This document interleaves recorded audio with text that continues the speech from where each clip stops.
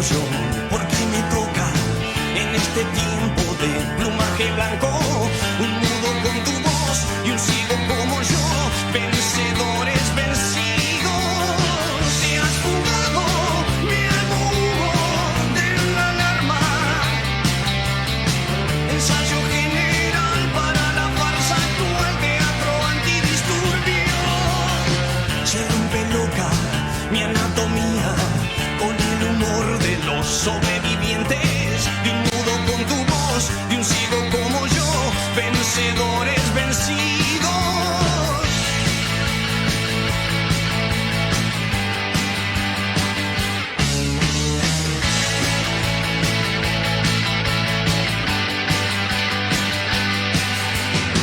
Leyendo diarios en un baño turco, empañando Ray-Bans, mascando un hueso.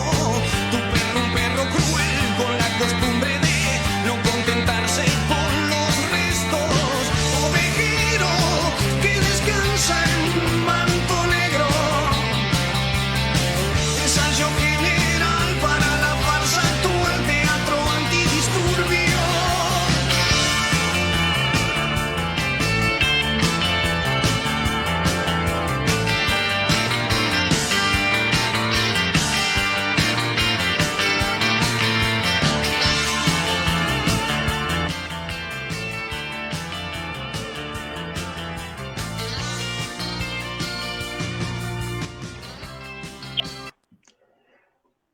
Buenas noches, buenas tardes, bueno, bienvenidos a todos a la segunda emisión de Ensayo General.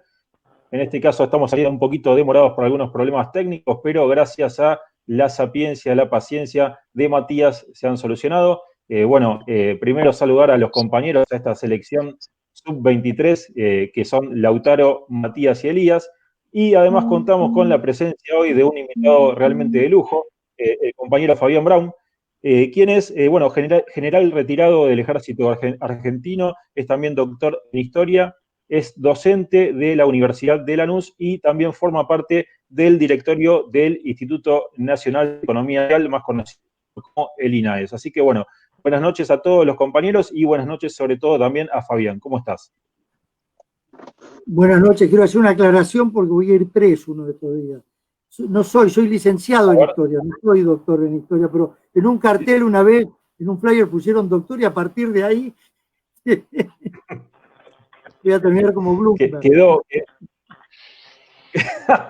como el ingeniero Bloomberg. Bueno, entonces corregimos ahí, licenciado en historia. Bueno, Fabián, un gustazo tenerte acá con nosotros.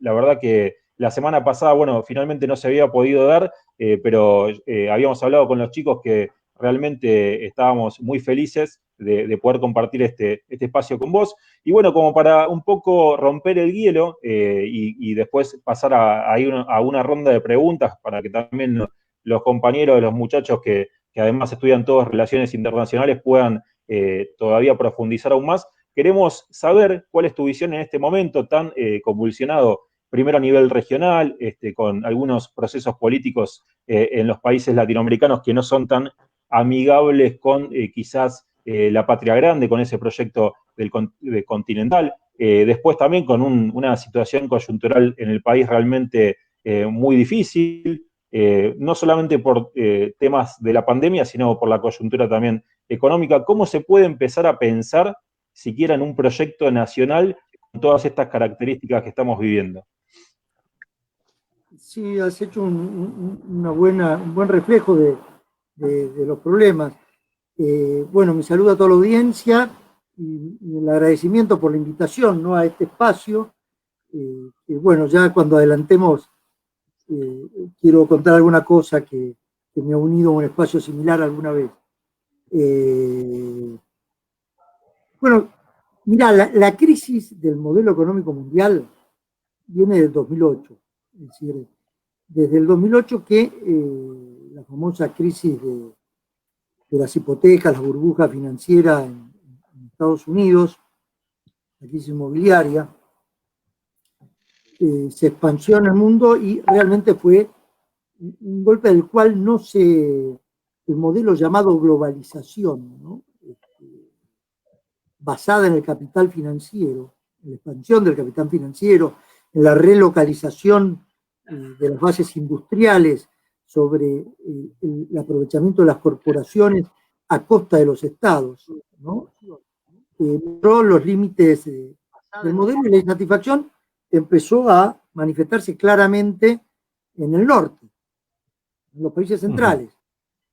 La aparición de derechas xenófobas, el Brexit y la misma aparición de Trump son muestras disruptivas de un modelo que no anda y que busca respuestas. Las respuestas que busca las encuentra en que la culpa es del inmigrante o que la culpa es de... Le busca ponerle nombre y apellido a la culpa, ¿no? Sin tener una respuesta sólida ni de por qué esto está fracasando. Entonces, esta crisis de la globalización, del paradigma de la globalización, de ese mundo que creía con la caída del muro de Berlín que el capitalismo era la única alternativa en su variante financiera, esto acompañado por innovaciones tecnológicas que permitían el flujo de capitales electrónicos de manera... Bueno, todo esto hace que Occidente, lo que llamábamos Occidente, lo improductivo sea lo que da mayor rentabilidad. Entonces, una sociedad basada en desarrollos improductivos y va perdiendo poder. Y se viene notando desde hace décadas cómo Asia, ¿no? Tiene va logrando un posicionamiento distinto, ¿no? Tanto en lo territorial, vemos como Rusia, una Rusia afligida y perseguida por la revolución de los colores, por los problemas en Ucrania, por todo aquello que la sitiaba y la rodeaba. De repente Rusia sale con un líder como Putin y termina discutiendo ser el regulador del problema del Medio Oriente con Siria. Vemos la emergencia de una Turquía, ¿no? Que también toma posiciones, y vemos la pérdida de peso de Europa en todo esto, ¿no? Una Europa que aparte pierde en el Brexit a Inglaterra. Y un Estados Unidos que está partido al medio discutiendo desde Trump cuestiones que hacen a su posicionamiento internacional, pero que también hace a cuestiones internas, ¿no? Importantes. Y una China que, si bien no logra todavía tener el desarrollo económico para ser la primer potencia, sí, claramente está discutiendo palmo a palmo cosas y viene avanzando con la ruta de la seda y otros emprendimientos como el Banco de Infraestructura, y hay lugares del planeta que pasaron a ser particularmente álgidos, como lo es el Mar de la China Meridional, ¿no? O como lo es el Caribe, y ahí encuadramos el problema de Venezuela. Es cierto lo que decía sobre que la región, después de los líderes populares que gobernaron la primera década, largamente la primera década de este siglo, bueno, ha habido una retracción, ¿no? Y Venezuela, con la caída de Evo Morales en Bolivia, bueno, hay un mundo que este mundo se afianzaba en la salida Pacífico, pero resulta que Trump vino a cuestionarles esa salida Pacífico a estos países como Perú, Chile, el Ecuador post Correa. Entonces, la crisis los tomó a todos en esto. Yo no sé ahora, cuando vengan los recambios, cómo vienen, porque aparte la Argentina en esto tiene una influencia cultural, y este cambio de Argentina, el cambio de paradigma en Argentina, puede tener consecuencias sudamericanas que podemos analizar, ¿no? Hoy estamos muy solos, es cierto, ¿no? Pero estamos solos ante un mundo que tampoco está haciendo pie, porque la crisis es verdaderamente global. Cuando vemos la retracción del comercio internacional, cuando vemos la caída de los índices de producción, cuando vemos las bolsas. Cuando vemos las bolsas, fíjense ustedes cómo todos cayeron menos las GAFAM, las empresas vinculadas a la tecnología. Y esas empresas vinculadas a la tecnología que están produciendo un recambio de la dinámica del capitalismo, por lo menos en Occidente, tienen que los chinos le están sacando de la delantera en el 5G. Es decir, es un tema complejo, es un tema de recambios de dinámicas dentro del modelo capitalista. Las petroleras están perdiendo la centralidad que tuvieron desde los 70, otras empresas son las que están ocupando su liderazgo, pero dentro de esas empresas los chinos tienen una palabra que decir importante. Entonces, es un mundo complejo. La Argentina entra a la crisis, como entramos todos los países sudamericanos, con lo que teníamos puesto. Los brasileños con Bolsonaro, y nosotros entramos a la crisis con la grieta y en recesión. Y eso es lo que estamos viendo. Bien. Resulta realmente ridículo que un país con pandemia, como estamos, con un sistema de salud con tremenda falencia, siendo que es el más armónico y simétrico en Sudamérica, ¿no? El problema es que a la República y la Constitución, ¿no? Resulta realmente esquizofrénico la discusión, ¿no? Que estemos discutiendo cuestiones de si me pongo el barbijo, me saco el barbijo. Bien. Y se nos muere la gente. Entonces, esa falta de relación con la realidad, ¿no? Va a tener un costo grande para la política en general, ¿no? No podemos estar discutiendo problemas que no sean la pandemia y la crisis económica. No hay otro tema. No hay otro tema que el sufrimiento de nuestro pueblo, no hay otro tema que buscar soluciones a eso. Entonces, o nos ponemos el overol y nos ponemos a trabajar en eso, o la crisis se va a ir profundizando. No sé si quieren preguntar ahora. Bien, creo que hiciste una descripción bastante profunda de varias situaciones en el concierto mundial.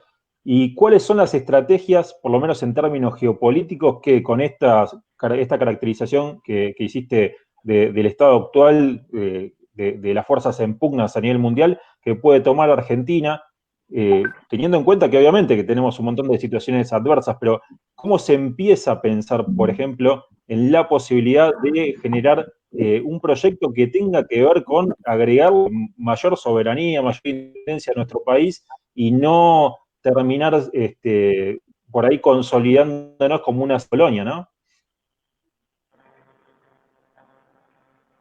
Se cortó un poquito al final, Cristian. Hola, sí, hola. O sea, no sé si ahora me escuchas, te consultaba. ¿Me escuchás ahí? Al final nada más. Mira, te digo, creo que sí, la estrategia es tradicional, si vos querés. Nosotros vamos a hacer en la medida que Sudamérica sea. O sea, tenemos que generar los canales aún en medio de estas desconexiones. Cuento una pequeña anécdota. En el año 53 el general Perón, que hoy cumple años, el general Perón anunciaba que había fracasado el ABC. Y cuando anunciaba esto decía, me equivoqué. Yo creí que la unión era entre los gobiernos y la unión es entre los pueblos. Y me parece que esa es la estrategia que la Argentina tiene que tener, acercar los pueblos.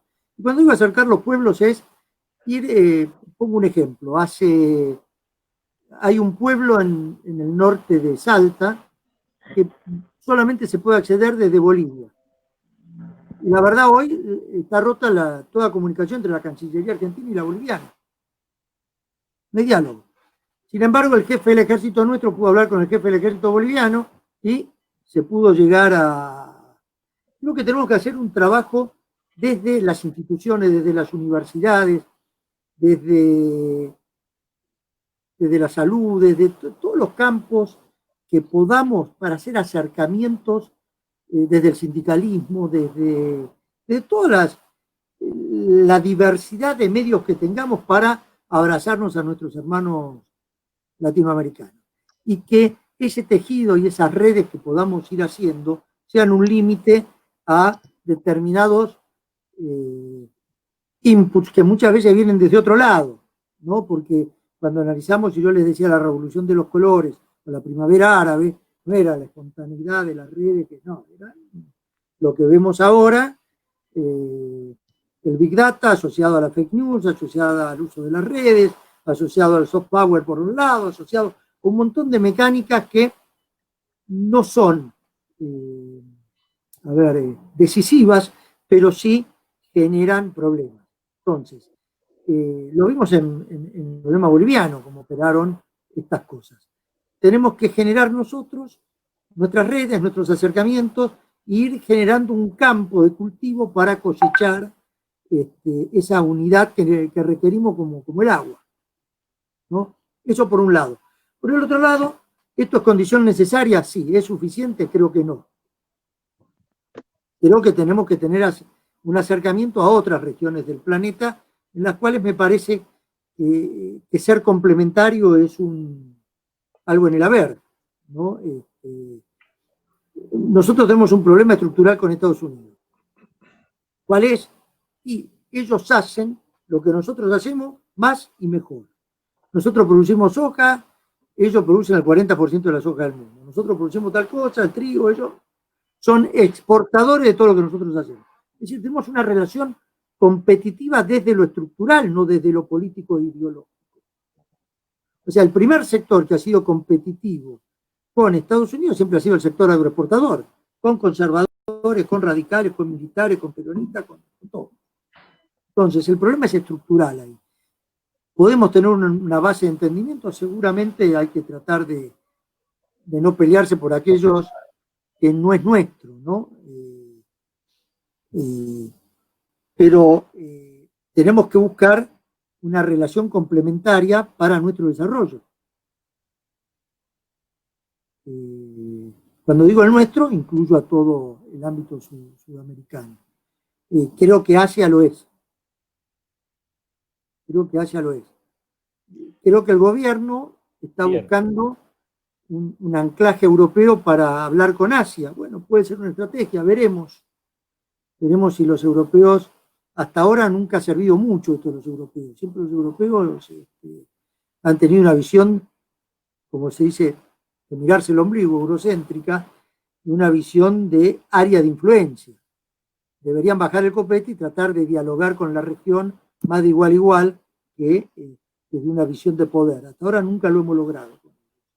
Pero sería interesante tener una relación con ellos, también para complementaria. Pero bueno, esto ha sido más o menos así. Bueno, más que contestado, muy interesante lo que mencionaba respecto, dijo el general en el 53, que la relación tendría que ser entre los pueblos. Eso es un dato clave en este momento. Muchachos, ¿ustedes quieren preguntar algo? Sí, yo quería hacer una pregunta. Vos recién mencionabas el tema del soft power, ¿no? Del poder blando.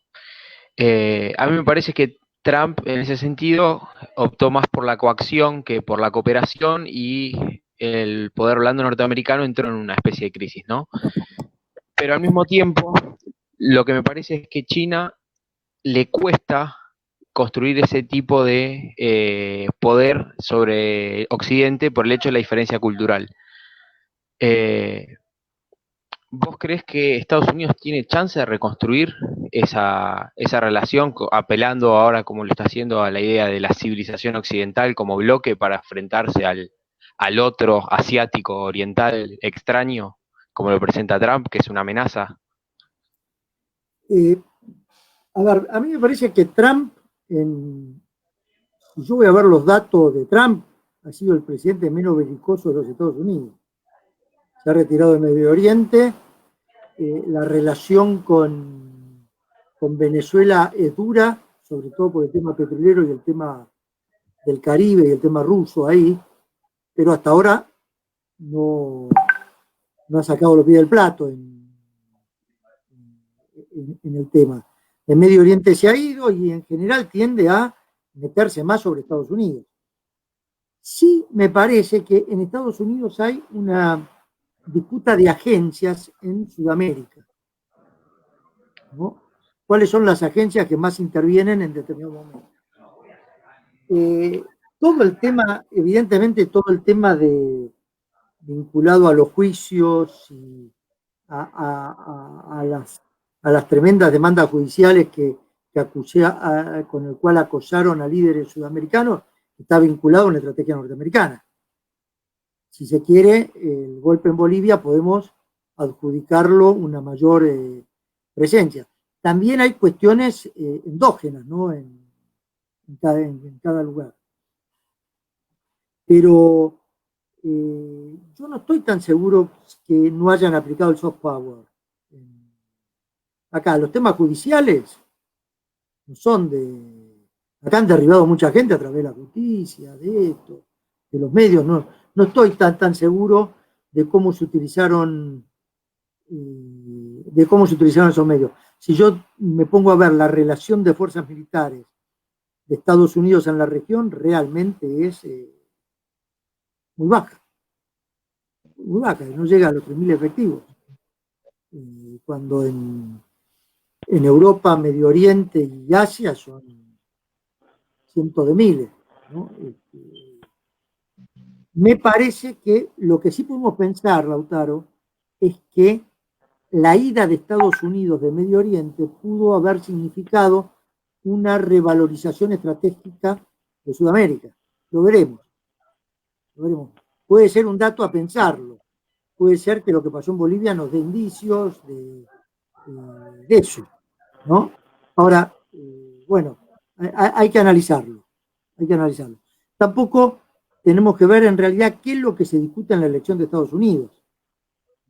Si realmente Trump es una bisagra o es algo que cambia y cuánto cambia después, ¿no? Y lo que decir respecto a China, tenés razón, pero, a ver, ¿cómo decirlo?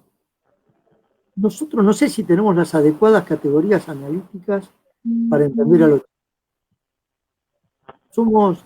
Hemos comprado tanto la cultura occidental, tantas las herramientas conceptuales que nos venden, que creemos que la lógica es pensar como piensan ellos. Y los chinos de una cultura milenaria que piensan de otra manera. Así que deberíamos, yo creo que nos falta todavía un ajuste conceptual para tratar de entender a los chinos, ¿no? Y pongo un solo dato, yo vengo de historia, así que tanto Estados Unidos como Rusia, ¿no?, son países de la modernidad. Y los chinos atraviesan todo. El Estado chino viene más o menos del siglo III a.C. hasta la fecha. Sí, de hecho, ahí termina su feudalismo, siglo III a.C. y nosotros... ¿Cómo? No, el feudalismo en China termina justo ahí, en el siglo III a.C. y nosotros consideramos que la nuestra empieza en el siglo XV. Si es que fue en términos, habría que ver después si realmente fue un feudalismo, porque los europeos nos vendieron el feudalismo a todos. En América no hubo, en Asia sí hubo, por ahí hubo un feudalismo en Japón, qué sé yo, por ahí. Lo que sí hubo antes del imperio, varios reinos que disputaron, ¿no? El Qi, el Wu. Ahora, era realmente un tema feudal, era otra cosa. Insisto, entendemos la historia por categorías europeas. Y así es muy difícil. Acá algunas preguntas de los compañeros. Bueno, acá Darío Miscas pregunta para Fabián si le parece que Estados Unidos internamente está en una situación de revolución de colores como en Oriente Medio. No, a ver, hay algunos autores, incluso de la derecha norteamericana, que dicen que hay cuestiones inevitables en Estados Unidos. Una es que el Estados Unidos va a tener que discutir hacia el 2050 compartir sus netos con un mundo latino, porque su crecimiento es inexorable, ¿no? Dicho esto, si va a tener que compartir ese esto con un mundo latino, la mirada de Estados Unidos hacia el mundo latino va a tener que ser otra. Esta no puede ser. Esta no puede ser. Entonces, hay que ver cómo se va dando esto en Estados Unidos. Lo que sí está claro, Estados Unidos tiene algo que a nosotros nos cuesta mucho. Nosotros nos aplaudimos porque salió la película esta, La Odisea de los Giles, pero en realidad en Estados Unidos hay un cine cuestionador del modelo financiero mucho más duro que el nuestro. Nosotros creo que sacamos Plata Dulce y La Odisea de los Giles. En el medio nunca dijimos nada de los bancos. Pasamos el 2001, pasamos esto, pasamos aquello. No decimos nada de los bancos. Entonces, me parece que lo que hay en Estados Unidos sí es un cuestionamiento primero al modelo financiero, en segundo a un modelo imperial que defiende intereses no sabemos de quién. ¿No? Yo no sé si vieron una película, a ver cómo se llama, tiene varias traducciones. Sin nada que perder, creo que se llama. Que son dos hermanos que salen a robar bancos. La película empieza con un cartel que dice 3 veces en Irak y nada para acá. O sea, como que ese sector militar industrial, petrolero, tiene una mirada en un lado donde está ausente Estados Unidos. Si a eso le podemos añadir la relocalización de empresas que se hizo a costa del trabajo norteamericano, es otro tema, ¿no? Yo no sé si vieron ustedes algo de Michael Moore o alguno de esos documentales. Bueno, esa es la globalización. Sí, sin dudas, complementando lo que dice, creo que lo primero que ha hecho Estados Unidos con Trump al poder ha sido primero salir de los acuerdos transpacíficos, transatlánticos, para evitar la competencia librecambista con Japón en Alemania, y ha hecho operaciones o ha llevado una política de comercio con Robert Lighthizer, que es lobista del acero. Hay toda una estructura para pensar eso, y también llevando al plano internacional, lo que hablamos quizás en el anterior programa un poco, es la disputa en ese sector que quiere llevar Estados Unidos, por ejemplo, con los gasoductos que está haciendo Rusia con la Unión Europea, con Alemania precisamente, con Nord Stream 2, algo que Estados Unidos se opone, porque impediría la exportación de gas licuado de Estados Unidos a la Unión Europea, porque iría por parte de Rusia. A su vez, Rusia está haciendo gasoductos con Turquía.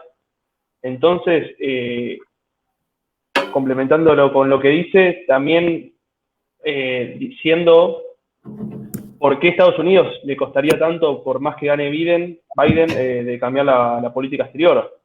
Es como que ya está atado a las tendencias que muestra el orden internacional y que ha introducido Trump. No sé cómo lo ves en ese sentido, y pensando sí en que por más que gane Biden, está muy complicado que Estados Unidos pueda cambiar un poco la política exterior y la política interna.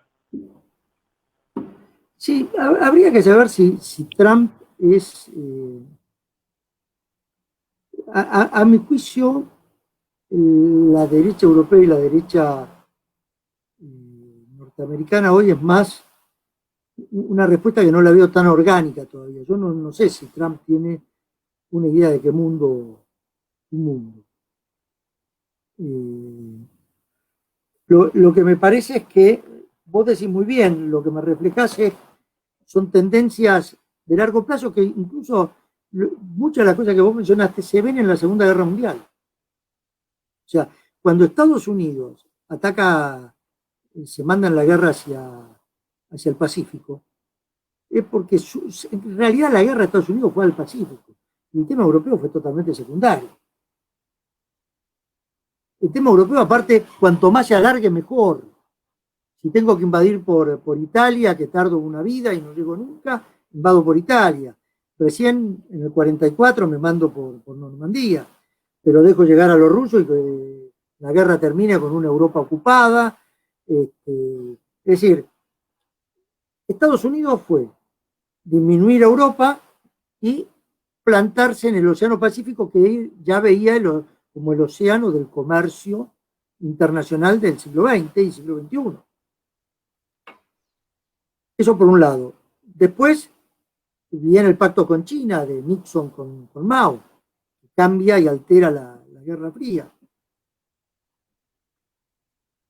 En esto de la guerra mundial, si vos querés, Hitler era totalmente, si vos querés, loco en el planteo de cómo solucionar un problema, pero que Europa a la larga es una península asiática.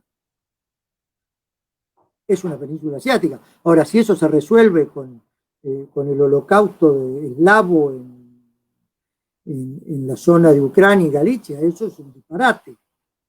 Ahora, que la relación del mundo eslavo con Europa es una relación que a la larga lo termina absorbiendo, sí.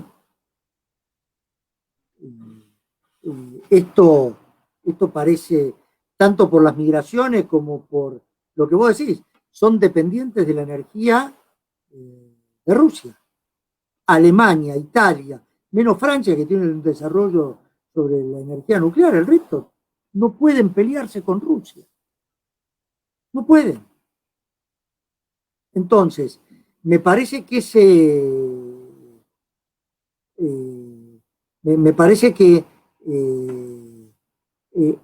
la presencia, lo mismo que Turquía, si se quiere, Erdogan pone fin al ciclo iniciado con Kemal Atatürk del Estado Nacional Turco, a volver al concepto imperial turco, ¿no? Una Turquía que va a tener injerencia. Entonces, son países en realidad claves desde hace mucho tiempo, en donde 50 años de historia y la guerra no cambia la larga duración del proceso. El imperio ruso es el imperio ruso. Yeltsin no es la realidad de Rusia. Que Rusia se iba a volver a parar era previsible. Y que Rusia va a jugar un rol importante en Europa es previsible. Entonces, ese mundo que Estados Unidos dibujó como más le gustó con las dos guerras, ¿no? Que algunos llaman las guerras civiles europeas, ¿no? Algunos historiadores o algunos estudiosos. Listo, esa relación de fuerzas terminó. Lo que vos ves hoy, en realidad, y se ve desde el 2008, es que la relación de fuerzas del mundo creado en la posguerra, en la segunda posguerra, no refleja el mundo. Que las instituciones creadas no reflejan el mundo. Y que vamos a otra cosa. En esa otra cosa, bueno, tendremos que ver dónde quedamos parados nosotros. Pero comparto yo que ese mundo europeo va a estar mucho más mirando a Rusia que por ahí Estados Unidos. O por lo menos gran parte. Eso es lo que está tratando de evitar el Brexit inglés. Me parece que el problema de Inglaterra es Rusia. Me parece que el problema de Inglaterra es Rusia. Y bueno, ¿eso lleva a una necesaria mal relación con China? No sé, veremos. Va a tener que optar entre Estados Unidos o China, me parece, Inglaterra en esto. No sé, es la visión que tengo mirando desde atrás, te digo mucho, ¿no? Elías, ¿querés consultar algo? Sí, primero, bueno, buenas noches, general. ¿Qué tal, Elías? Esto es algo que siempre quise decir. Buenas noches, general.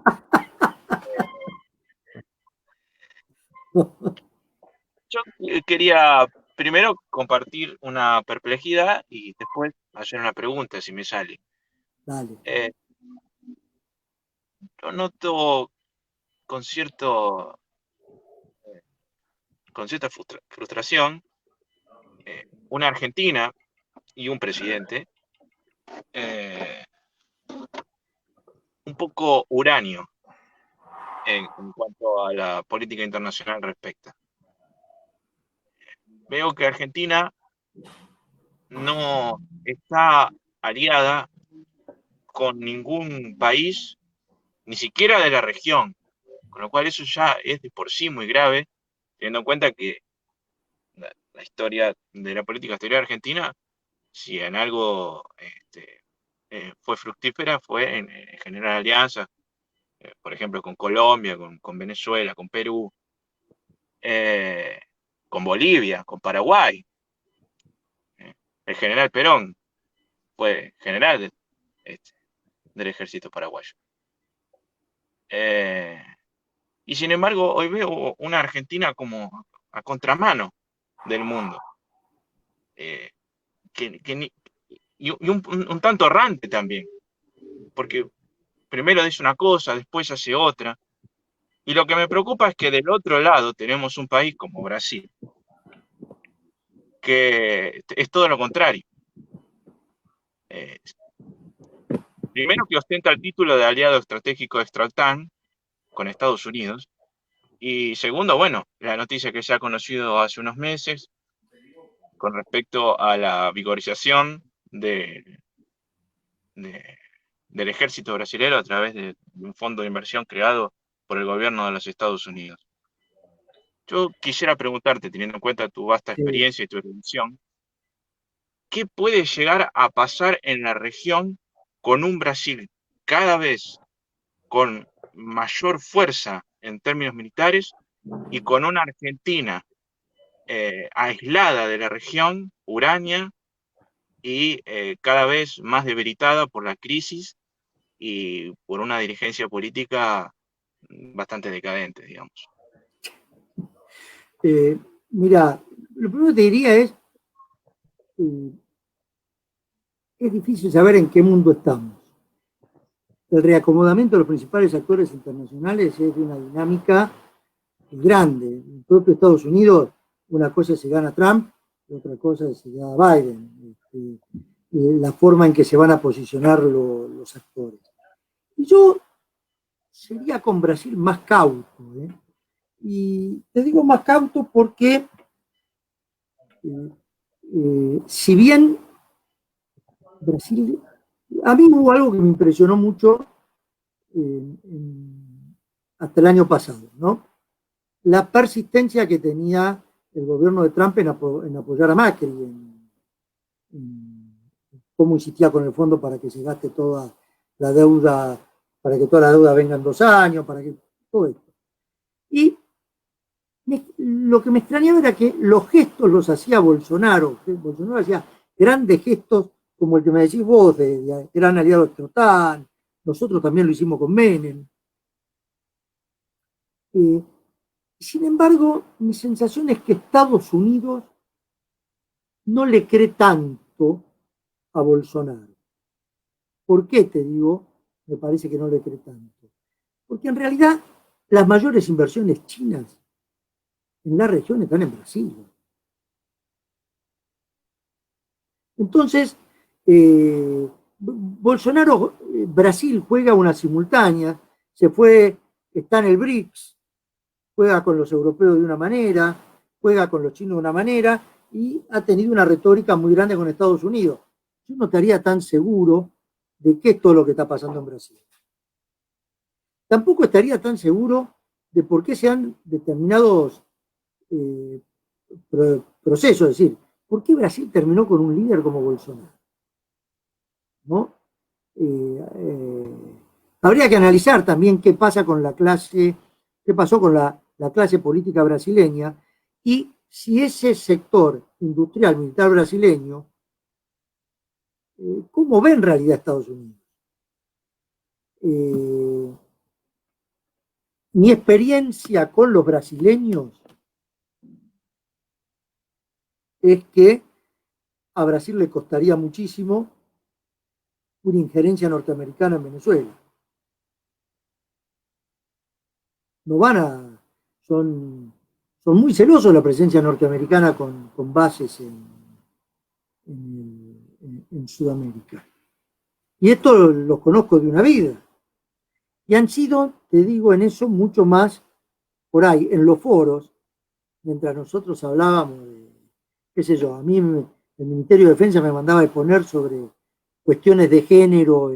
Ellos hablaban sobre todas las islas que dominan los ingleses en el Atlántico y cómo eso afecta a las vías de comunicaciones de Sudamérica.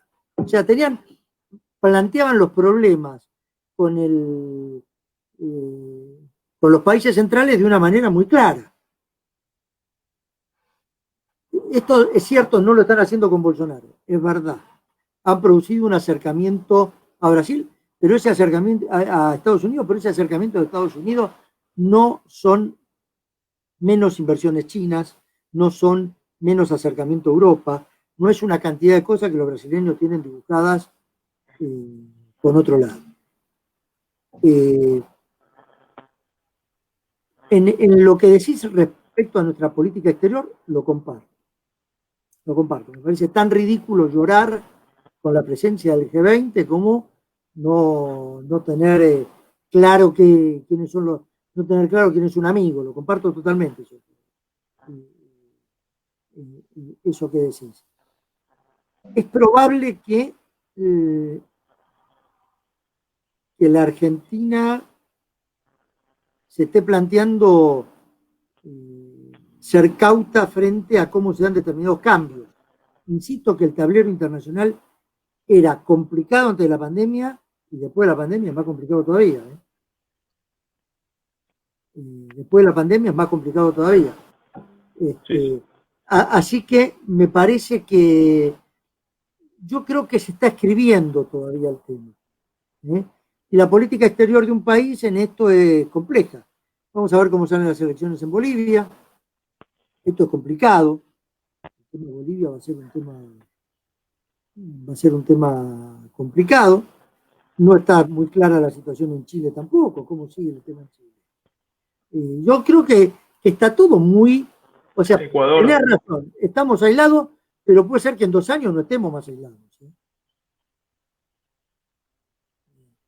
Hay que ver el tema, te digo. A mí me preocupa otra cosa. Me preocupa que no tenemos, listo. Nosotros hay un modelo socioeconómico que tiene. Nosotros hemos comprado el modelo financiero aún antes de la globalización.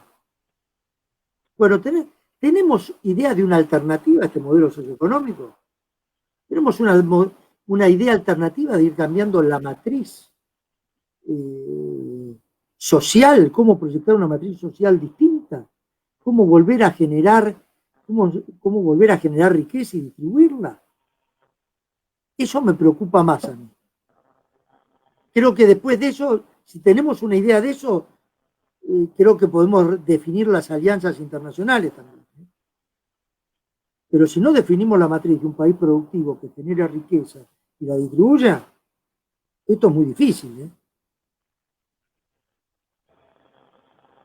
Sí, en cuanto a eso que menciona, es complicado, ¿no? Porque lo que vemos observando en los últimos meses es todo lo contrario, que se quiere profundizar el desarrollo agroexportador, que no hay un plan de desarrollo nacional, y lo que criticamos siempre de este espacio es, por ejemplo, el tema retenciones a la baja, liberalización, se pone un cepo para todas las personas, pero para los grandes multinacionales siguen dejando girar divisas, no vemos un plan de salida integral, y eso me parece muy interesante con algunas cosas que en clase ha comentado usted sobre el desarrollo local a través de un toque social, el desarrollo de mutuales, economías, si se quiere, cooperativas o regionales.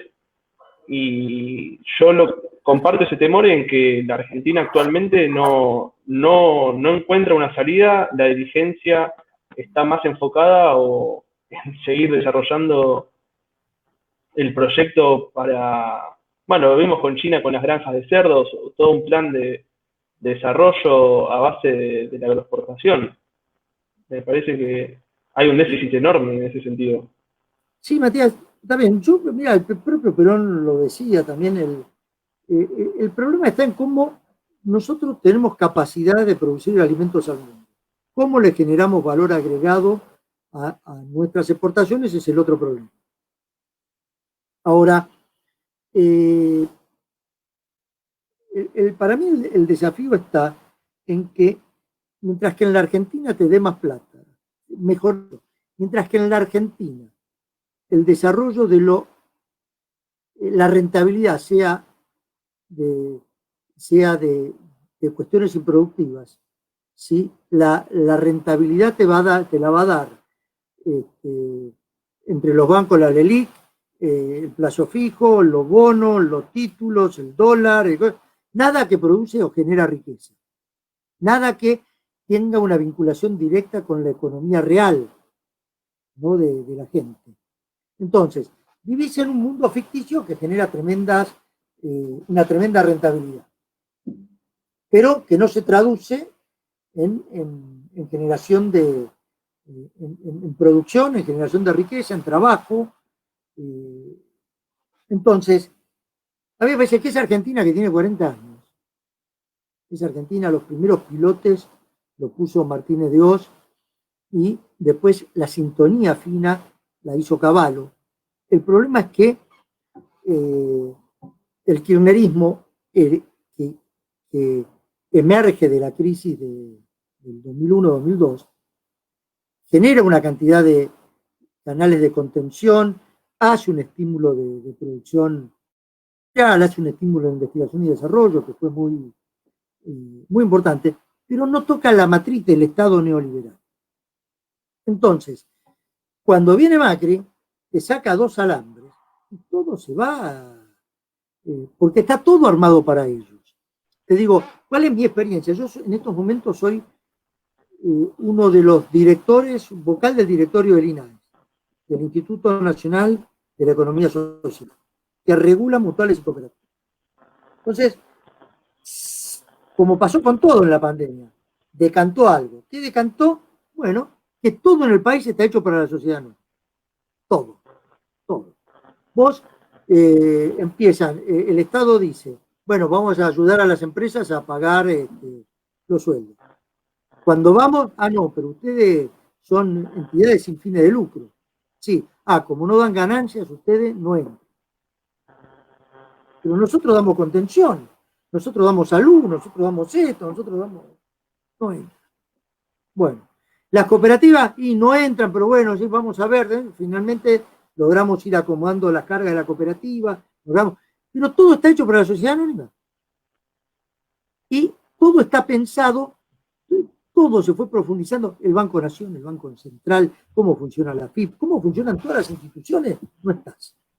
Yo lo había empezado a ver, primero con sorpresa, cuando Macri empezó con las tarifas, iba a un ente regulador y decía, personas y empresas. Sí, pero yo no soy ni persona ni empresa, y no figuro acá. Soy una entidad legal, tengo un respaldo legal, pero no estoy. Bueno, hay que pensar muy bien cómo está, porque este Estado está hecho para que ganen plata 3, y son los mismos 3 de siempre. Entonces, yo creo que nosotros, es cierto que nos peleamos mucho con las grandes exportadoras, con las cerealeras, a ver, pero nunca nos peleamos con los bancos. No tenemos un cuestionamiento a los bancos. Nacionalizar la banca. No sé si es nacionalizar, hay que ver cuáles son los instrumentos, cuáles son las cosas, pero en algún momento tenemos que pensar, bueno, los que se llevan la del león acá son los bancos. Vos en la pandemia, todos perdieron menos los bancos. Claro, sí. El gobierno imprimió plata para que llegue a las empresas, los bancos primero dijeron, bueno, a ver quién categoriza, quién no categoriza, se sentaron en la plaza, la pusieron a plazo fijo y ganaron guita. Todos pierden y ellos ganan. Entonces, aparte el banco te dice, ¿cómo cobrás? Te dice, tenés que ir al cajero. Y vas al cajero y te dicen, y sacá tanta plata del cajero, más no estás autorizado. Te regulan cómo es tu sueldo, te regulan todo. Y cuando le vas a decir algo, te dicen, perdón muchachos, Basilea, yo me rijo por Basilea, esto es... Y te digo, y tenés un despelote, nosotros tenemos un despelote porque de repente aparece una mutual que es Cueva. Es cierto, es cierto. Ahora, ¿vos te crees que el lavado de guita en la Argentina se hace porque hay una mutual que es Cueva? No, lo hace el ACBC, lo hacen los grandes eso. Porque el sistema monetario internacional funciona un tercio del sistema con plata que viene del crimen organizado. Y se lava en algún lado. Y esos lados son legales. Son parte del sistema. Entonces, si nosotros no nos ponemos a ver, no controlamos nada de nuestra economía. No lo controlamos. Somos un país que tenemos un sistema financiero que es el que más gana, pero no hay crédito. Vos querés, Matías, ir a sacar un crédito, no categorizás, no te da el sueldo, no hay crédito de vivienda, no hay vivienda en la Argentina hace 20 años. Hace 20 años que un argentino no puede acceder a un crédito de vivienda porque no categoriza. Mucha vivienda que hizo el kirchnerismo fue fundamentalmente con planes donde se daba la vivienda. Es un gran esfuerzo en eso. Pero nuestros sueldos no dan. No categorizamos. O sea, vos tenés que la masa de nuestra población no categoriza. ¿Cómo hacemos planes de vivienda para que un argentino pueda, o Argentina pueda hacerse su vivienda y acceder a un crédito? Cuando te digo el crédito para la vivienda, te digo el crédito de la pyme, el crédito de la cooperativa, el crédito... No, al único que le dan crédito es a Vicentín, que no tenían que haberle dado, a eso le dan el crédito. El resto de la banca pública no tiene crédito para la producción. Entonces, pensemos dónde está el acento. Y los bancos hacen... La guita que hicieron los bancos con la LELIQ fue algo inventado para reproducir hasta un 70% mensual de interés. Con los encajes de los bancos.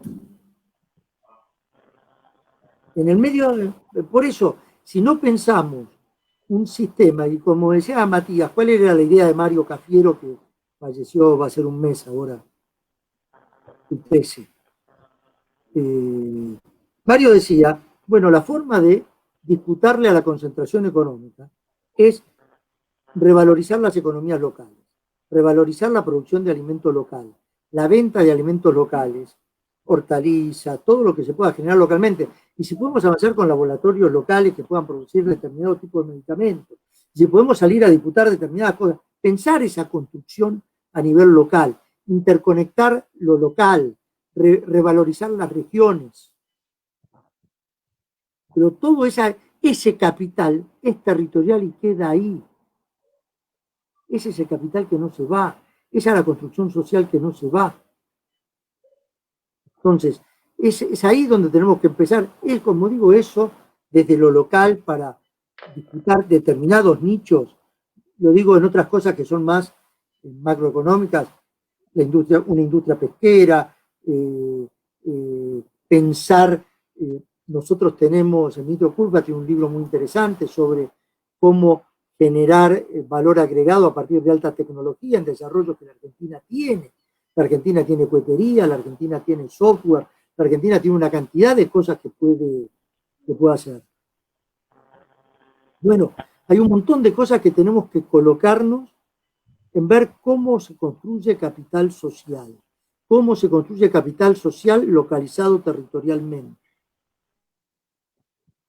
Tenemos que avanzar, si no... Tengo una pregunta. Sí. Sí.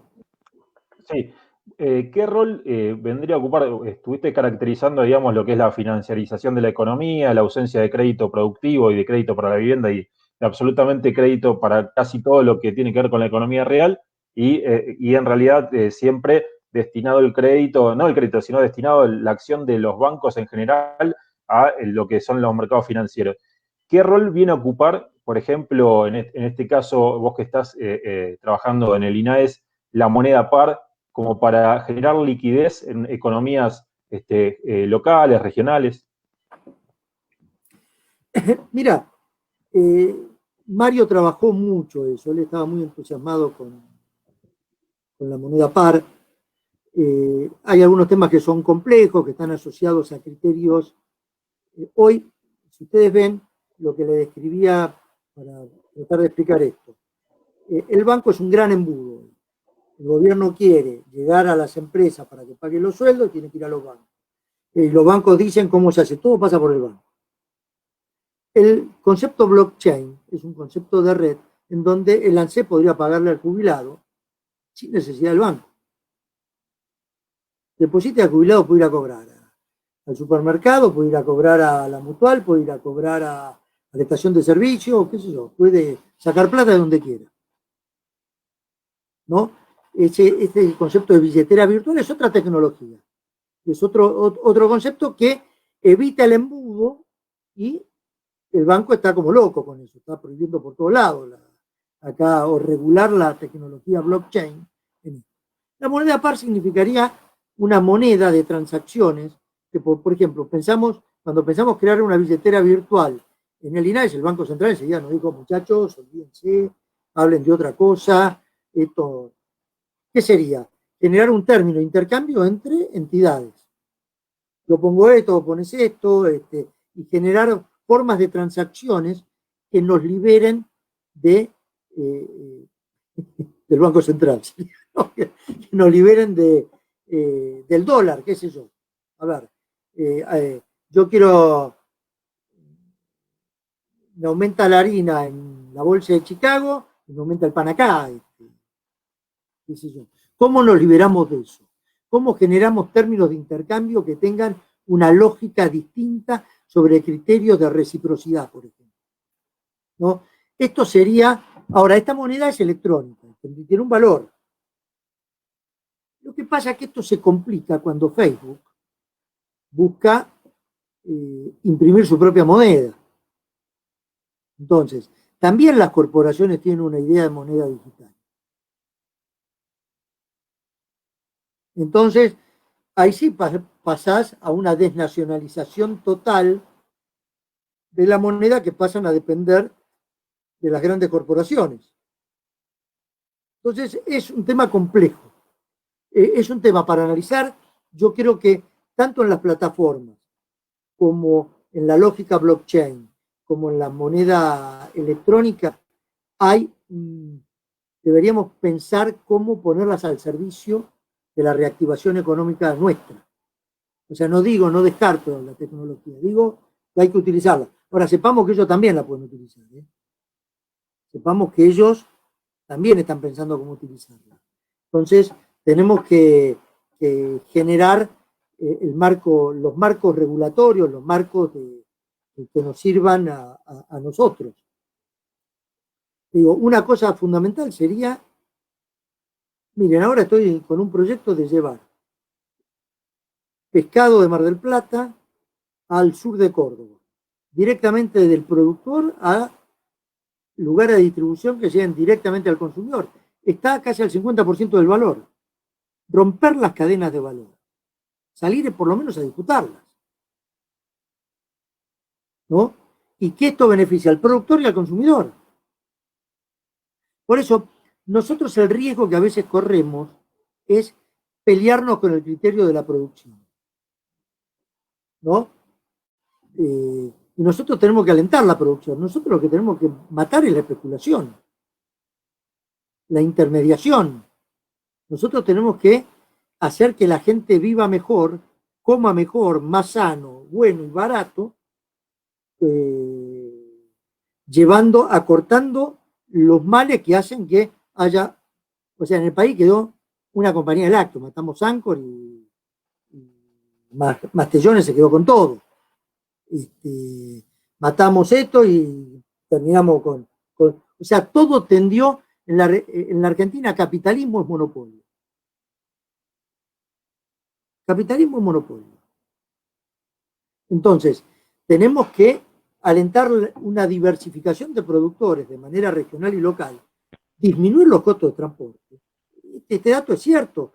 Un sojero de Tucumán pierde el 30% de la producción en fletes. ¿No? Entonces, hay un montón de cosas que hace que haya regiones que pierdan competitividad. Digo la soja, pero le agrego, supongamos el poroto negro. El poroto negro es parte de la feijoada en Brasil. Y se produce en Tucumán y Salta. Estaría piola que el tren pueda llevarlo hasta la hidrovía y de la hidrovía ponerlo en Puerto Cáceres, en Mato Grosso. ¿No? Sería mucho más barato el costo, los conceptos intermodales para unir regiones. Pero si esto lo vemos con un criterio regional, digo sudamericano, pero con un criterio de darle competitividad a las regiones, es fundamental. Hoy en los valles calchaquíes vive menos gente que a principios del siglo XX.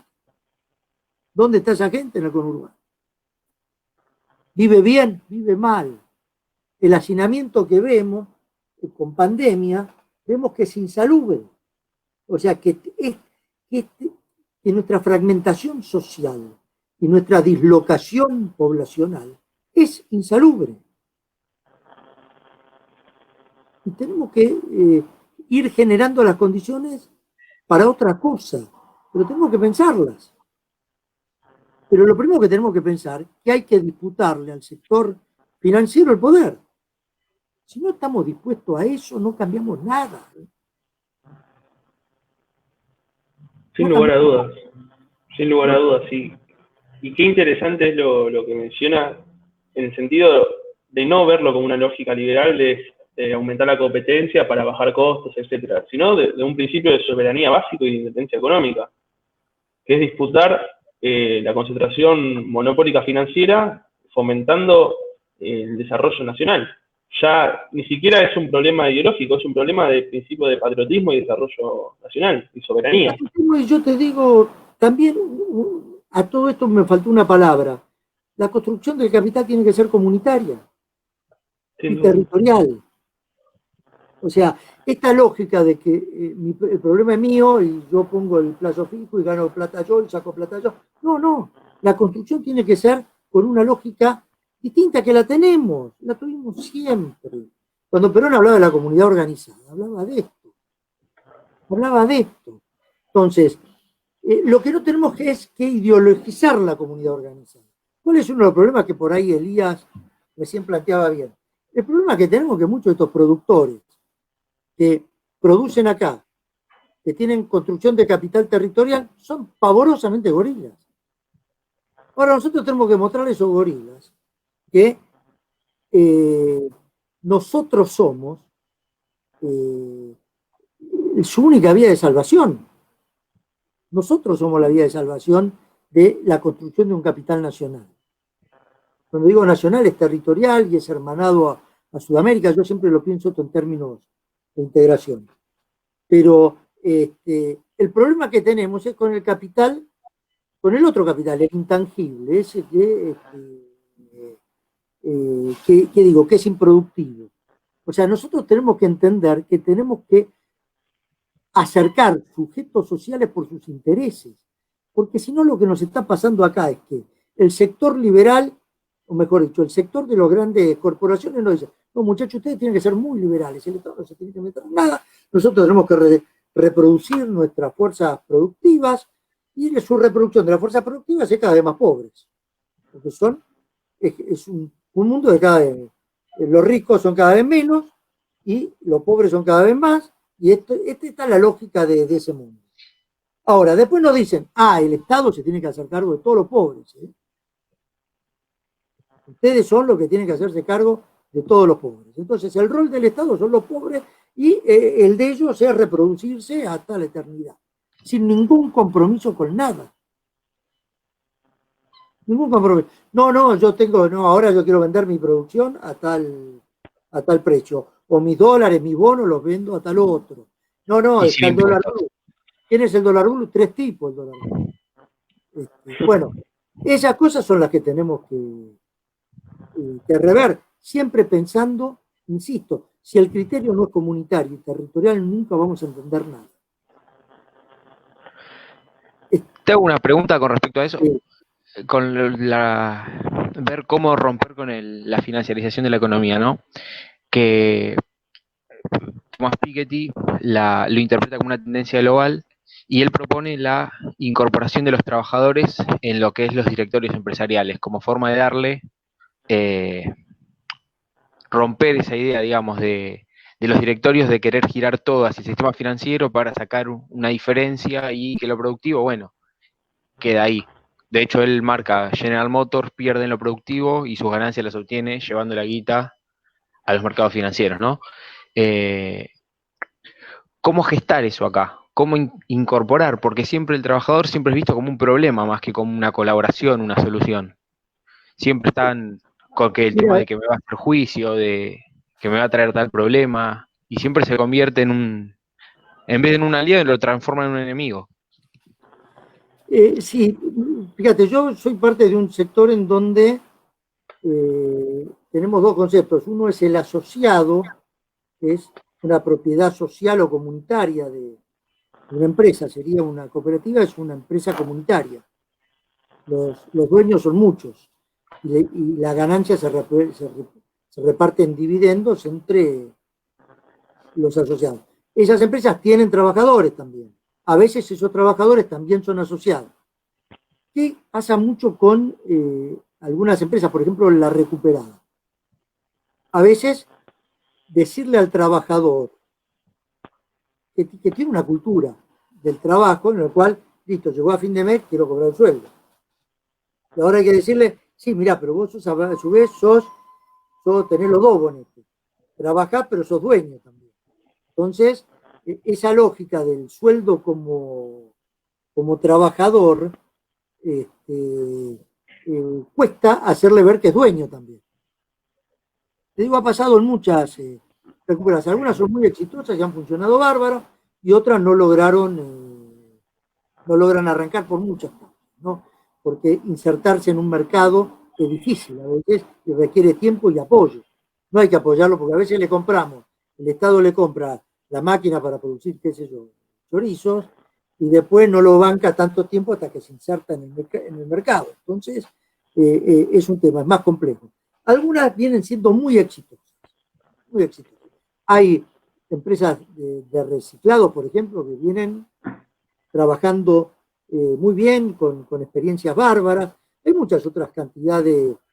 Esta idea en Europa hoy, en Estados Unidos, la lógica colaborativa y cooperativa está creciendo de manera impresionante. A ver, ¿ustedes vieron en Almirante Brown el parque industrial, por ejemplo? ¿Vieron algún parque industrial? Sí, Hay sí. grandes. Bueno, en realidad es una especie de cooperativa de empresas que decidieron no competir en determinados rubros, se juntan todos en un lugar para achicar costos y colaboran entre ellos. A nosotros, a la lógica colaborativa, si no le ponemos la cooperación, no avanzamos mucho, pero tenemos que avanzar con la cooperación para reducir e incluir otros aspectos. Entonces, insisto, hay algunos criterios que tenemos que incorporar, como el intermodalismo, que en realidad es una idea cooperativa entre distintos medios y modos de transporte. ¿Por qué digo esto? Porque para el norte argentino, que vuelva a funcionar el ferrocarril o tener un rápido acceso a la hidrovía, estamos hablando de competitividad de la región. Y cuando hablamos de competitividad de la región, estamos hablando que puedan desarrollarse determinadas actividades que le permitan a la región hacer alguna construcción de capital regional, insisto, que le permite interactuar con el resto del país. Nosotros tenemos, Formosa o La Rioja. El 80% del trabajo lo da el Estado. ¿No? Es decir, y eso es porque tenemos que alentar fuerza de desarrollo local y productivo del lugar, sin salir de la lógica de la otra lógica, ¿no? De la lógica de la empresa centralizada, de la gran corporación, de algo que no deja que no construye ni deja nada, ¿no? Y si esa explotación y ese recurso, si esa lógica productiva se puede hacer a partir de recursos locales, impecable. Por eso la importancia, por ejemplo, de la pesca por ejemplo, Ushuaia. Nosotros decimos Ushuaia, bueno, tenés una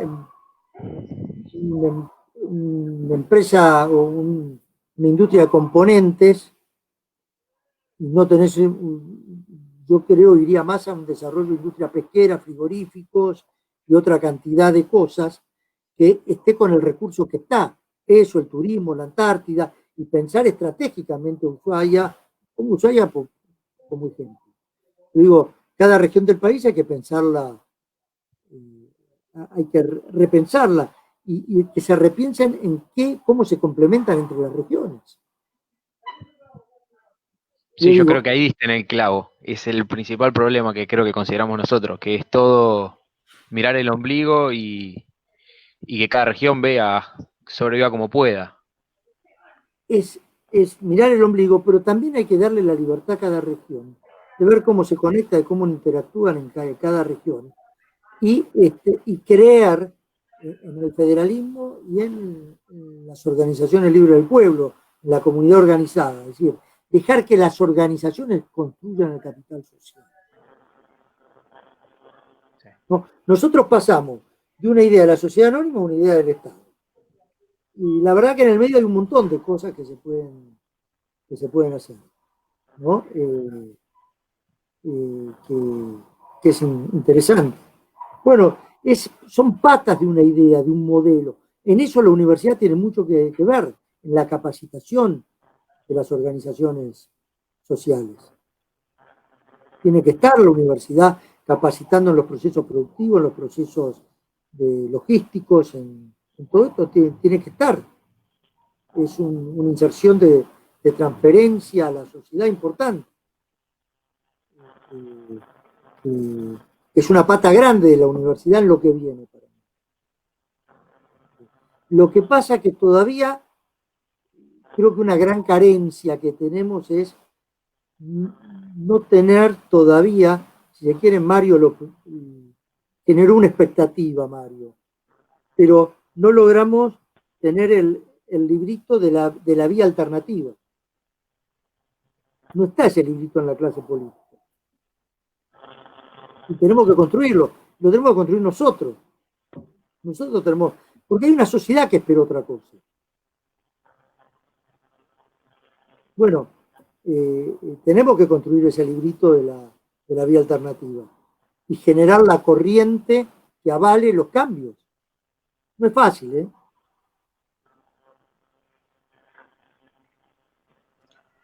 Elías o dentro de todo... Cristian. Sí, yo quería hacer una pregunta. Bueno, dentro de todo lo que fuiste desarrollando, Fabián, hay un tema ahí que, bueno, puede ser estratégico y fundamental, que es el tema de la Antártida y además de toda la potencialidad marítima, ¿no?, que tenemos en nuestro país. ¿Cómo ves eso futuro para el desarrollo de un proyecto nacional? Ya, fundamental. En 1900 yo lo mataba ahí a Matías en 1903 o 2 llega un sueco acá, se plantea hacer la primera invernada en la Antártida. Y la Argentina le mete al alférez Sobral para que participe de la expedición. Bueno, el asunto fue un lío bárbaro porque la expedición naufraga, hacen la invernada, pero la Argentina tiene que ir a rescatarlos. Y el rescate fue cuando volvieron al puerto de Buenos Aires, había 100.000 personas esperando a los náufragos, ¿no? Eso muestra, esa movilización muestra cómo comienza a internalizarse en la Argentina la cuestión antártica, ¿no? Cómo empieza a construirse ¿por qué tenemos escuelas Antártida Argentina, plazas, calles, avenidas, de todo eso? Bueno, cómo la sociedad va incorporando ese espacio y lo va haciendo suyo, ¿no? Y Sobral decía en el libro, bueno, en realidad en Europa, en estas latitudes hay ciudades impresionantes, qué sé yo, Helsinki, San Petersburgo, todas las ciudades de los países bálticos, están arriba del paralelo 60. Entonces, es posible el desarrollo y la construcción social ahí. Si en Europa se hace, porque acá no. Eso por un lado. Por el otro lado, Sobral decía, los recursos que hay acá son fenomenales.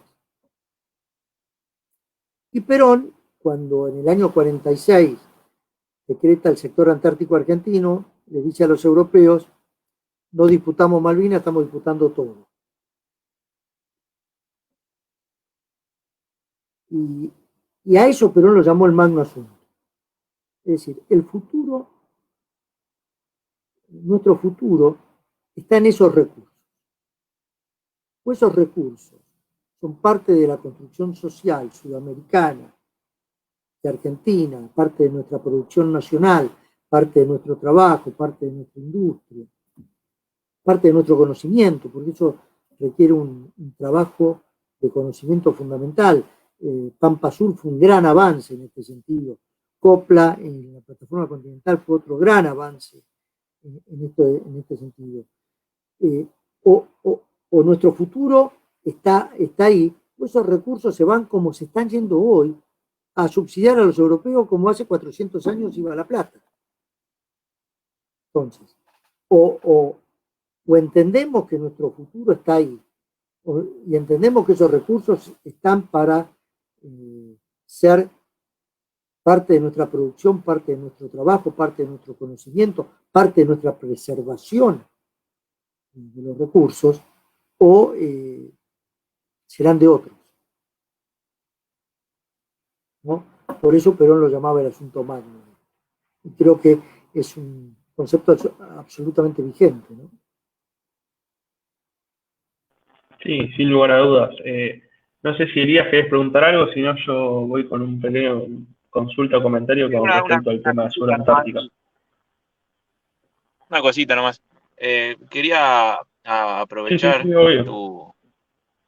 tu rango de general, a ver si nos podías dar más o menos un diagnóstico de cómo ves vos hoy las Fuerzas Armadas de nuestro país.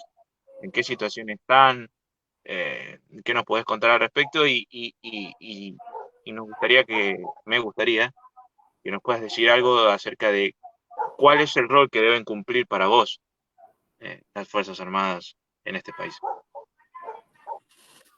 Mira, el rol de las Fuerzas Armadas en un Estado es, yo diría, la sobrevivencia del Estado es una función básica de la entidad política desde Gilgamesh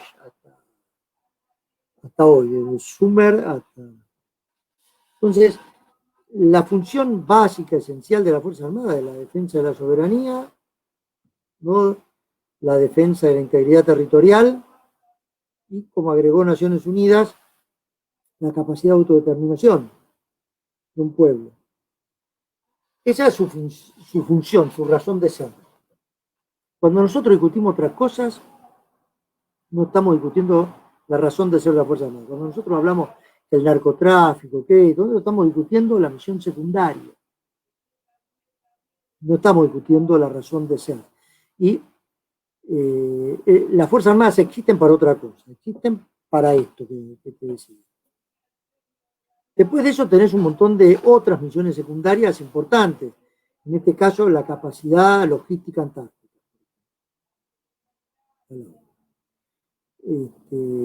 La capacidad, desarrollar una capacidad que la tienen las Fuerzas Armadas, pero que evidentemente la pandemia nos muestra que tiene que ser mucho mayor en cuanto a atención sanitaria y capacidad de apoyo a la comunidad en otras cosas, en la pata sanitaria.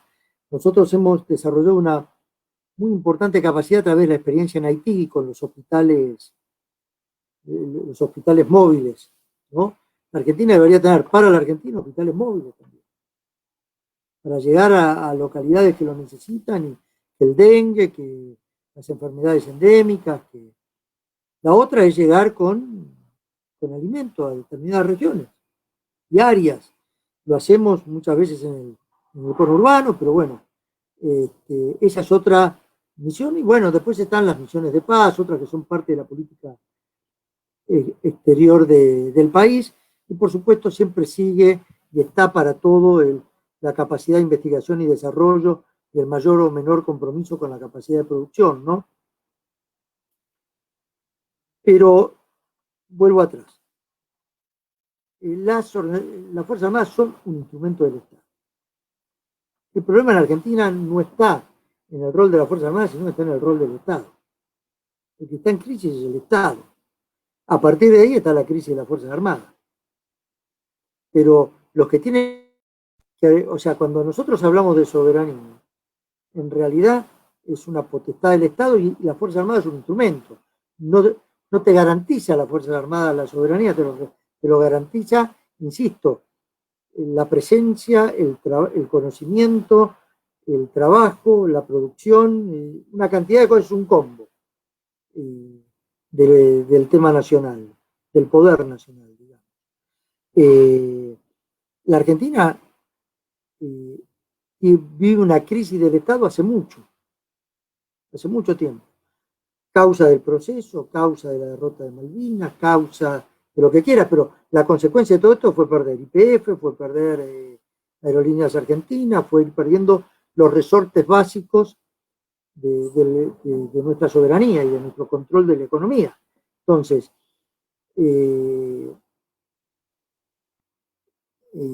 tenemos que ir a una visión, o sea, insisto, si nosotros tenemos una visión comunitaria y una visión basada en lo nacional con visión continental o de integración, vas a tener una visión. Si nosotros tenemos una visión basada exclusivamente en problemas individuales o de minoría, vas a tener otra. Si tenés una visión abocada únicamente al mercado, y las Fuerzas Armadas son solo un gasto. Entonces, tenés que recuperar una visión, insisto, integral del problema. Si no, nunca vas a dejar esta decadencia grande, que insisto, el problema es del Estado y como consecuencia las Fuerzas Armadas. Pero el problema es del Estado y es asociado a todo lo que venimos charlando de todo, ¿no? Es decir, en la lógica del capital financiero, es mucho más fácil hablar de individuos que de comunidades y de naciones. Entonces, dentro de esa lógica del capital financiero, bueno, el desarrollo del capitalismo financiero en la Argentina vino asociado a una degradación de lo estatal, a una degradación de lo regional, una degradación de lo comunitario. Y dentro de todo eso, aparte, se degradaron las cosas.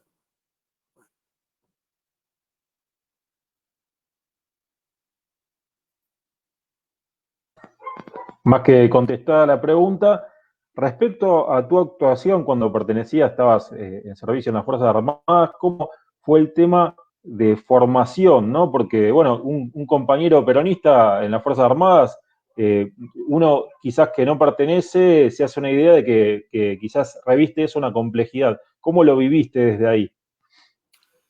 Mira, vos sabés, hablando yo fui, mi grado de general lo vi integralmente en la parte educativa del ejército. Si bien tuve como mi último año de coronel, fui comandante de la brigada de Salta, ¿no? Así que fui director del colegio militar y después rector del instituto universitario. Ahora, yendo a un relato más grande de mi carrera, cuando yo entré al ejército, o sea, en los años previos a mi ingreso al ejército, el conflicto peronismo-antiperonismo fue fundamental y estuvo lleno de purgas el ejército. Fundamentalmente el ejército, ¿no? En el 55 una purga grandísima, después hubo purgas recurrentes como la de Fernández Balón, y Castro, después hubo otras purgas en el medio, Ahora, cuando yo entré al ejército, cuando se planteó el tema con las organizaciones armadas, no se planteó tanto en la dicotomía peronista-antiperonista, sino dentro de otra lógica. Yo entré como peronista al ejército y la verdad nunca tuve un problema por peronista en el ejército. Ni yo ni un montón ni otros compañeros míos que fueron peronistas manifiestos y confesos toda la vida. Reconozco que tal vez se dio justo que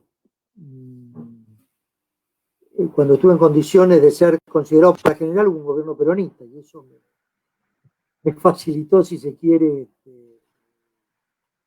o me facilitó, fue más, tuve más gente que me apoyara para ser general. Si bien, ya te digo, como coronel ya era comandante de una brigada.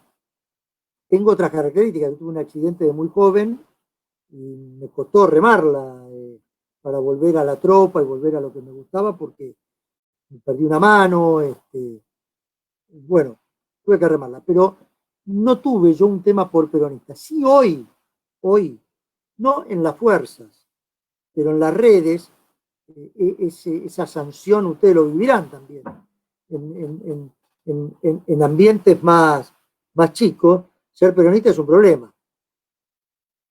¿No? Yo soy amigo de Jorge Elbon y me dicen que en la comunidad también es un problema. Muchas veces ser peronista. Entonces, es lo mismo, si se quiere, la misma lógica. Pero está así la sociedad, está agrietada, que cree que te pueden... El problema de la derecha esta es que cree que tiene una superioridad ética. Entonces, cree que te pueden decir cosas insólitas, ¿no? Que te pueden cuestionar cosas, ¿por qué estuviste en tal acto? ¿Por qué lo viste a tal? ¿Por qué sos amigo de tal? No importa.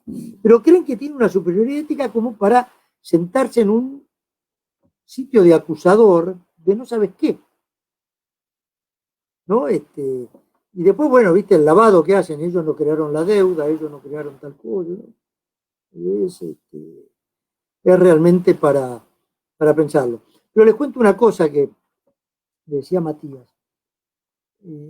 Por mi accidente, yo estudié historia en un momento, estudié en la universidad en un momento en que los militares en general están en los cuarteles. ¿No? Y bueno, cuando terminé la escuela de guerra, yo ya había terminado historia, tengo una carrera en sistemas y era oficial de Estado Mayor. Bueno, por mi tema en sistemas me llevan a lo que se llama la Secretaría General, que es la parte política del ejército. Era la época que el jefe de Estado Mayor era el general Balsa.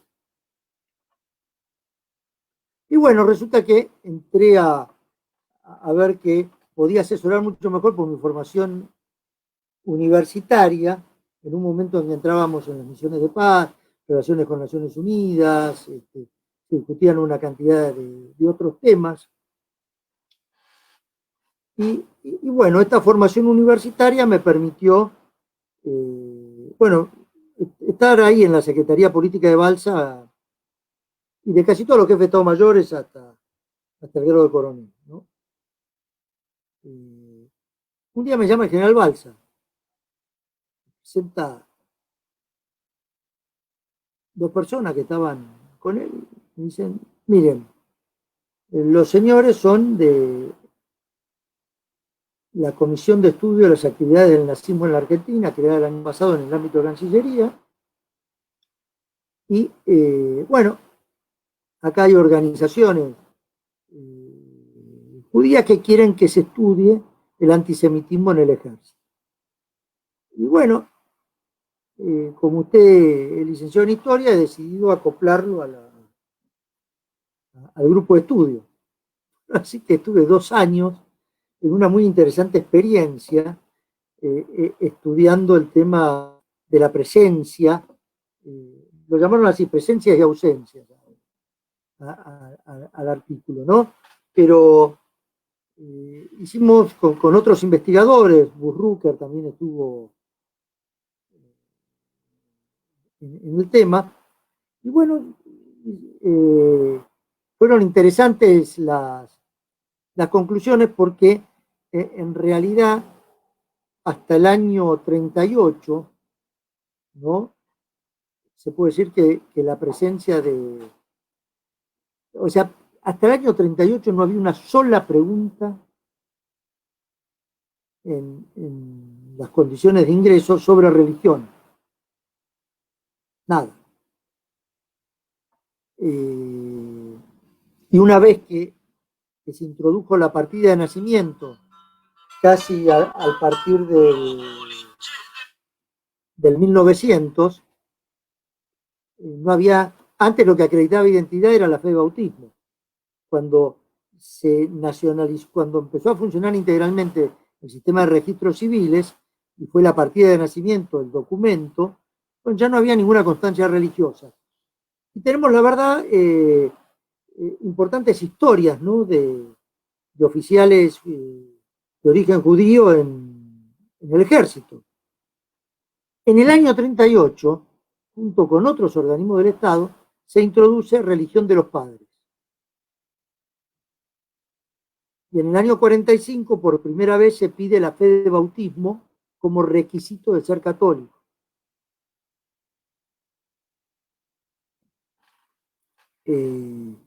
Ahí la DAIA protesta y enseguida el gobierno lo saca.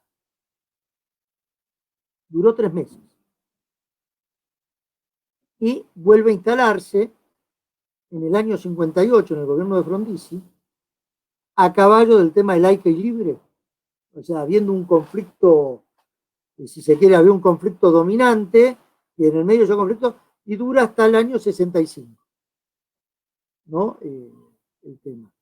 Pero lo cierto es que, si bien hay oficiales que podemos rastrear, y cuando digo rastrear, es para un neófito, es decir, qué sé yo,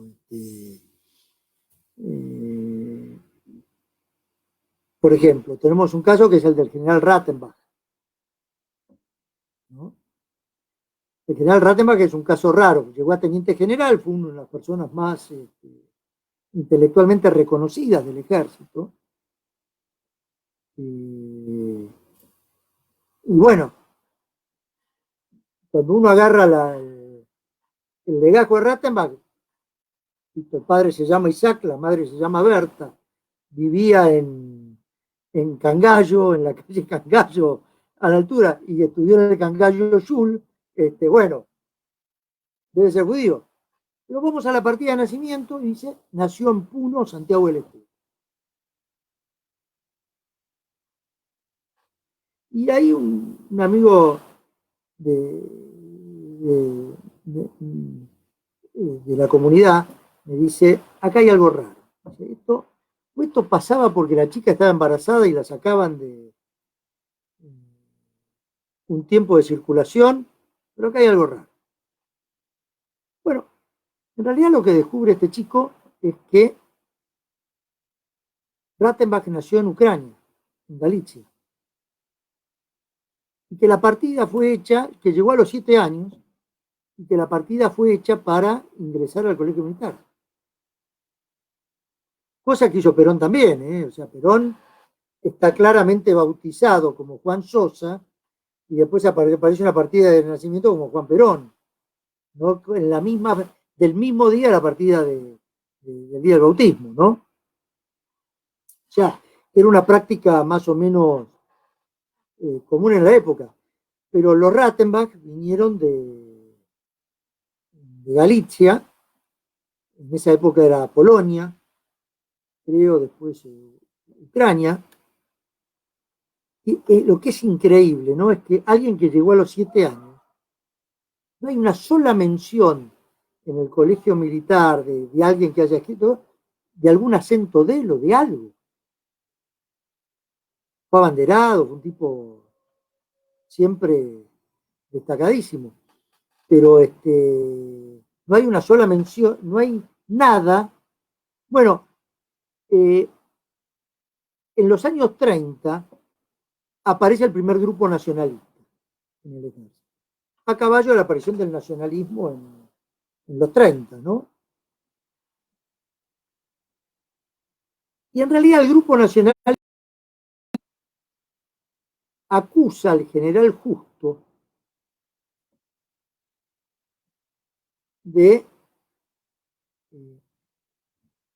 el coronel Manuel Rodríguez, que era el ministro de guerra de Justo, presidente, en el año 35, tenía 13 decanes muy importantes. Abraham Schweitzer, Bernardo Weinstein y Daniel Justo. Y un cuarto, Juan Perón. El cuarto es Juan Perón. Ahí se produce la guerra del Chaco, ahí todos van a tener una intervención. Y el nacionalismo incipiente con el general Bautista Molina, acusa a Rodríguez y a todo el grupo de ser un grupo judío. ¿No? Rodríguez muere muy joven en funciones. Y el sucesor era Schweitzer, Abraham Schweitzer, que era un correntino. Pero Schweitzer y Daniel Justo mueren en un accidente aéreo. Tiempo después venían 2 aviones de Entre Ríos, en uno iba el presidente Justo, en el que venía atrás venía el hijo con otra parte de la comitiva, y se cae el avión, ¿no? Bueno, en realidad Perón